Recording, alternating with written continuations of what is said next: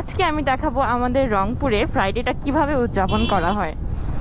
আমার কাছে ফ্রাইডেতে হচ্ছে এরকম লাগে যে আমাদের রংপুরে ঈদে যেরকম করে আর কি ঈদ উদযাপন করা হয়, ফ্রাইডেতে সেই ঈদের ভাইবটা পাওয়া যায় আমাদের রংপুরে।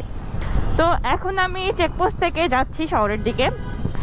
একদম চেকপোস্ট থেকে এখন আমি যাব খামার মোড়, শাপলা চত্বর, জাহাজ কোম্পানি, পায়রা চত্বর, এই রোড দিয়ে সোজা পার্কের মোড়। এখন পর্যন্ত লাইটিংগুলো অন করেনি। এখানে জেলা স্কুলে কি হচ্ছে? জেলা স্কুলে কি কোনো মেলা হচ্ছে? আমি জানি না আসলে। বৃক্ষ মেলা হচ্ছে। আচ্ছা, এই দেখো আমাদের রংপুর কত সুন্দর, মাশাআল্লাহ। রংপুরের সৌন্দর্য আমি বলে কখনোই শেষ করতে পারবো না।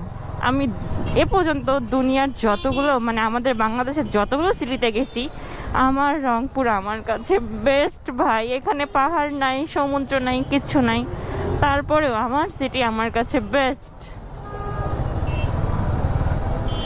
কিছু থাক বা না থাক, ছোট থেকে এই জায়গাতে মানুষ হইছি।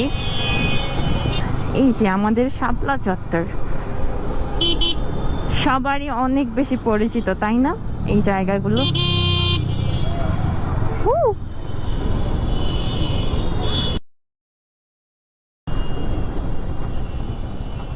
দেওয়া উচিত আই গেস। এই যে এই জায়গাটাতে অনেক বেশি ফ্রাইডেতে মানুষ হয়। আমি শুধু দেখাতে চাচ্ছি যে রংপুরটা ফ্রাইডেতে কীরকম, মানে বিকেলের টাইমটা আরও একটু বেশি সুন্দর হয়। বিকেলে সবাই বের হয়, ছেলে মেয়ে যারা যারা আছে।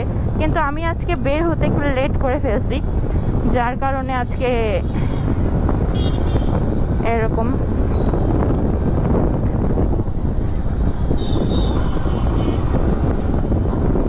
আমি রংপুরের রাস্তা দিয়েই চলাফেরা করি। অনেকে আমাকে বলে, আপু তোমাকে দেখা যায় না কেন? এই যে দেখো কি পরিমাণ হাইট। এখনো বাইক টাইকগুলো বেশি দেখা যাচ্ছে না, ওই পারে বেশি।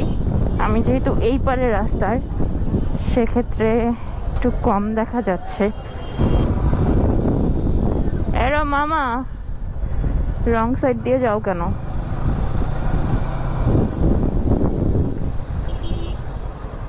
ট্রাফিক রুলস মানে না,